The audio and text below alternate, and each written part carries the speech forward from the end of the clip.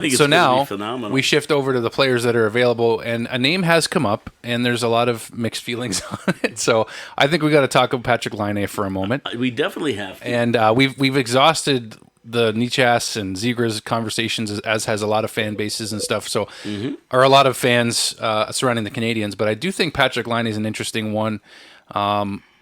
It's a mixture of, there is risk in there, but it's only 2 years if they do take the risk. And if Columbus retains salary on him, especially if it's like in this 50% range, then if, say, you do trade Dvorak, I'm going by Arpon Basu's logic here, because I really like we agree on a lot of the same things. So that's why I'm not trying to not be able to form my own opinion. But I do think it makes sense that if they were to, say, move Dvorak out at $4.5 million and then take on Laine at, even if it was $8.7 million, which is a lot, it's a big cap hit, at least you could kind of justify it because the cap is going up by $4 million. So like the money makes sense. But is the fit there? Because he's in the player assistance program right now and won't be able to return to the NHL until September, until training camp or whatever. Addiction's it's a pretty difficult thing. I've seen it in my own family, unfortunately, and it's a very ugly thing. But what I have seen, though, is the beauty of it on the other side, when you really are able to come out of it and be your best self. Patrick Laine hasn't been his best self for 3 years. So maybe, just maybe, that's been part of his struggle. How old is he? He's 26. He's I mean, 26 the guy years has the old. talent. We know that. He's young. Definitely He's got the talent. still in the window. Like, if you look at his age, Where did he play hockey before the NHL? Before the NHL, he's from Finland, so he played in the Finnish league, SM Liga, and then drafted second overall behind Austin Matthews, as we know, with the Winnipeg Jets. Had a 36-goal season, a 44-goal season, a 30-goal season, 28-goal season, and then it started to drop off. But that's not only part of the risk is his mental health; it's his physical health. He's been injured quite a bit. He hasn't played more than 68 games since the 1920 season. Yeah, I don't think Hughes is going to shake the dice on this guy. I really don't. Just too many problems. No, I don't think he fits with Montreal. I never did. I never wanted them to trade for him. He was up before when they took who went to Pierre-Luc Dubois and him got traded one for one. They got swapped, right? Yeah, And but now his value's gone down. down. The price has gone down to acquire him. So at 26 years old, this guy's 6'5", 215 pounds. He's basically Beckett Seneca, but already developed. Sometimes acquisition price isn't. I mean, it's worse. It's part of the cap price is worse than the acquisition, if you know what I mean. Yeah, and that's where if they are able to get some cap, I think that will have to be part of a trade. Is Cap Columbus release. will have to eat some of that money. Yeah.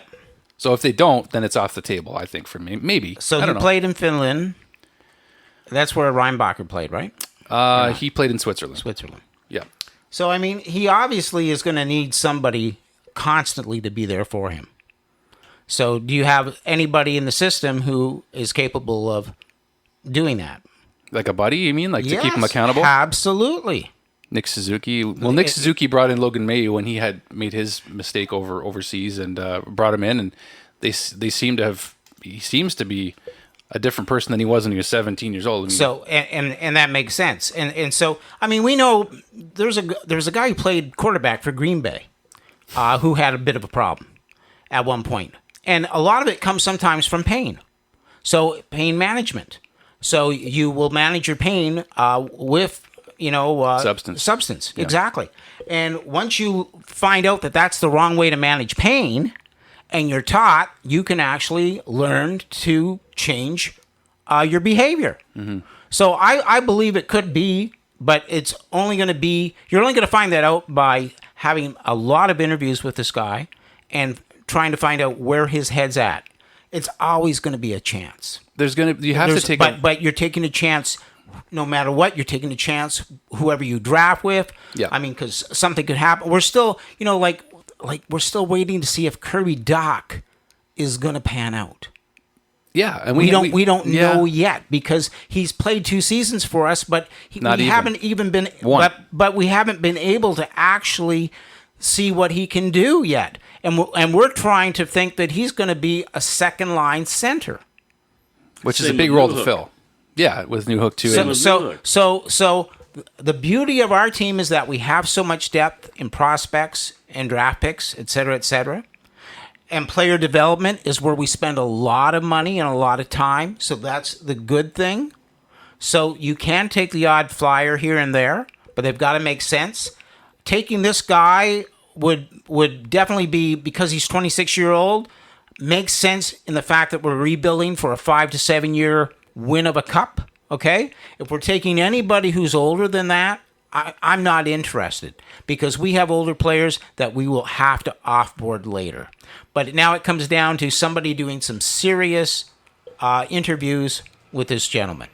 What do you think as far as the talent and potential of him as a player? Like, He's got talent. I mean, the potential's already been answered. We know what he can do. And it comes down now as to whether he wants to change his life or if he's at that point in his life. Well, this is the turn. This is how they always talked about people, hitting the lowest point, rock bottom. Yeah. But nobody. Rock bottom is different for everyone.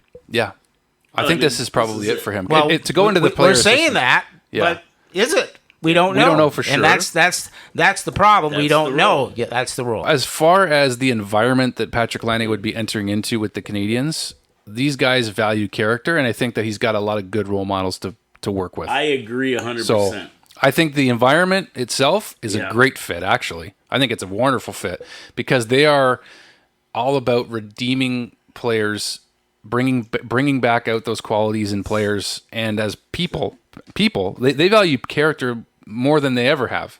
And why do you think that is? Because they have character people at the top. So there's a guy named Ken Hughes. That's correct. There's another guy named Zito out there. What's his name? His first name? Mr. Water Bottle? Yeah. Chuck Zito. I mean, it's a shame that he did that last night, to be honest with you. Why? He threw a water bottle. Big deal. There's no reason to do it. I've thrown one at Mike. He was angry. I'm sure you have. Now here's the deal. It's like two agents who know players better than anyone, because they've been going out on behalf of players, trying to get them their best deal, their best shot, their best seat. And so the fact that we have a guy like Ken Hughes out there trying to help players because he comes from the background of being a player agent is amazing. We're a team of redemption. That's right. Shawshank Redemption, one of the greatest movies ever made. We're on a mission from God. Yes, we. I'm glad to hear you say it. Actually, we are. I'm serious. But honestly, I like we're coming at this from the right perspective of is it a right fit? And I agree with Arpin Bass, who said he thinks it could be a very good fit from a standpoint of. Well, I love him where they're at. I love him as far as his talent goes. If we can tap into that talent, and he's a 40 goal scorer. Yeah, and he likes the Canadiens. I mean, this is going to be a huge move for the Canadiens. It's just there's that big if there. What's the price? It's just whether we want to give him a shot or not. I think it's whether or not we believe in him. That's right. That's what it comes down to. Do we believe in him as a person? And hopefully he believes in him. He's got to believe in him. Absolutely, and he wants to play and change what he's been doing. And they'll fish it up. You know what he needs? He needs to get his love of the game back. I think that's a big thing. He's got to be able to love himself too. It's hard. Now you're getting real.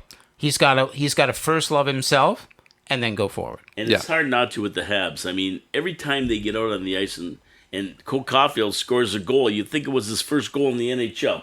Everybody's celebrating, and one of the new guys scored. It's like he will light up that that city on fire in the greatest of ways if he can reclaim. Oh yeah. They were debating, him and Matthews. Obviously, we know Matthews was the better player. But, I mean, this guy, his size, his strength, the physical health, there's a lot of risk, but you got to take a risk at some point. And there's only 2 years left on his deal. So if the money makes sense, I think the rest is worth taking the risk. Okay, I'm going to make the call today and tell Hughes just to get him and forget about it. I'll do it right now. There, get him on the blower. All right. Anyway, I think he's the most realistic trade option if the price is right, compared to Zegras, compared to Nikash. Those guys, Nikash wants a long-term deal. Zegras is on a 2-year deal, and we don't know if he fits. And he's some people think he's soft and everything. Patrick Laine is a big dude who doesn't play soft. He's got skill. He could fit very well with this team. And he's in that same age group. In the age group, their age range with Nick Suzuki. Just like Florida did with those 3 players that they brought in. Like, you bring him in on the top line, now you can shift Caulfield to the second line. And then you got a pretty darn good-looking second line of Newhook, Doc, and Caulfield or something like that. Or, Slafkovsky, Laine, and Nick Suzuki as your first line. Absolutely. Sounds pretty sexy to me. Absolutely.